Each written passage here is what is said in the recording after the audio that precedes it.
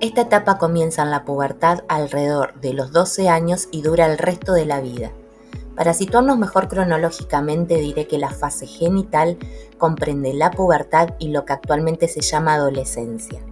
Aunque Freud nunca habló de adolescencia, no es un término psicoanalítico, sino que es producto del discurso de la modernidad. Es la etapa final del desarrollo psicosexual, es decir, la libido pasó por distintas zonas erógenas para culminar en un todo, que sería justamente en donde el individuo desarrolla un fuerte interés hacia el sexo y las relaciones sexuales. Encontramos entonces que la zona erógena serán los genitales. Veamos cómo es que sucede esto. Para el final de esta etapa, la psiquis ya está en condiciones de acompañar al cuerpo y las hormonas. Digamos que quedan emparejados, cosa que al principio de esta fase no sucede. Puede que aparezca un cuerpo deseante o con ganas de que lo deseen, pero la psiquis aún no está en su total completud para atravesar o experimentar una sexualidad plena. Esto dependerá, claro, de cada sujeto, pero lo cierto es que, como todo proceso, se requiere de un tiempo para que tanto la libido como el cuerpo coincidan en esta zona erógena para poder vivir una vida sexual íntegra. Me parece importante resaltar esto, dado que si no, las primeras experiencias sexuales pueden producir huellas poco satisfactorias o incluso traumáticas. Ahora bien, desglosemos todo esto que mencioné.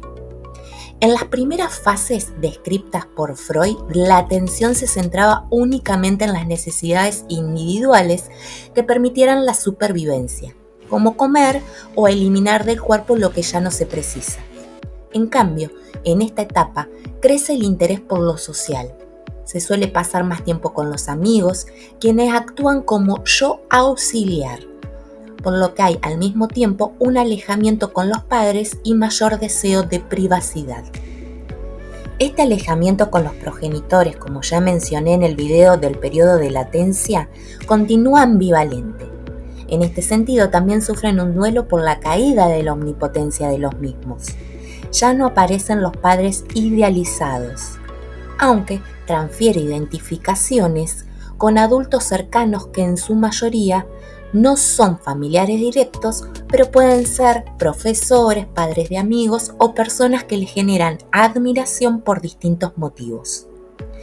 Entonces, tenemos que la relación con los padres es de mayor independencia y deseo de independencia al mismo tiempo, porque no es lo mismo mayor independencia que desear la independencia. Lo que mayoritariamente se da es el deseo de independencia. Y esto es importante saberlo, porque en esta etapa, en esta fase, el chico suele manifestar rechazo o vergüenza sobre los padres. Y es algo típico. Es importante saber que aún los necesita. Por eso, no hay que dejarse llevar por el comportamiento o lo que manifiestan los adolescentes de manera directa, sino comprender que es parte del crecimiento, por lo que es importante dosificar la presencia, pero nunca mantener una distancia tal que el joven quede tempranamente desamparado de cuidado. Es relevante permitirle experimentar sus propias experiencias, pero tratando siempre de ser un faro que no encandile ni se apague del todo. Difícil tarea, lo sé, pero paciencia y amor. El puber o adolescente posee una mezcla de sentimientos que le es difícil tramitar, pero es parte del desarrollo y es esperable y saludable que esto suceda. En este momento comienzan a plantear sus propias ideas, intentando distanciarse de la de los padres, esa famosa rebeldía tan típica y necesaria en el adolescente. Entonces, tenemos que las tareas psíquicas importantes a resolver en esta etapa son el segundo proceso de separación-individuación, o sea, todo lo que se aprendió hasta el momento sobre el alejamiento del núcleo familiar primario, o sea, de los padres, la bisexualidad y también la reconstrucción del pasado. Todo este hermoso combo, lo digo irónicamente a esto de hermoso combo, debilita al yo, dado que tiene que transitar distintos duelos, lo que lleva al adolescente a estar angustiado en muchas ocasiones. pero encontrará modos de descargas pulsionales que lo ayudarán en estas tareas. Tales son la música, el deporte, el arte en general.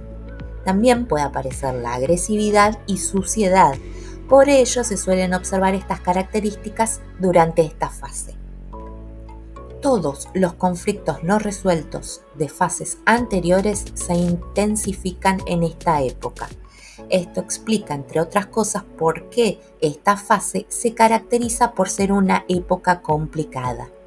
En cambio, de haber resuelto exitosamente cada una de las fases anteriores, permitirá conseguir una capacidad madura para las relaciones socioafectivas que acercará al sujeto al amor desde una posición cuidadosa para sí y los demás, y poder disfrutar de una vida sexual adulta y plena.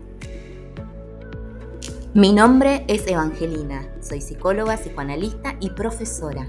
Si querés aprender aún más sobre el desarrollo psicosexual, en el canal vas a encontrar varios videos. Y como te digo siempre, muchas gracias por la compañía. Nos vemos en la próxima.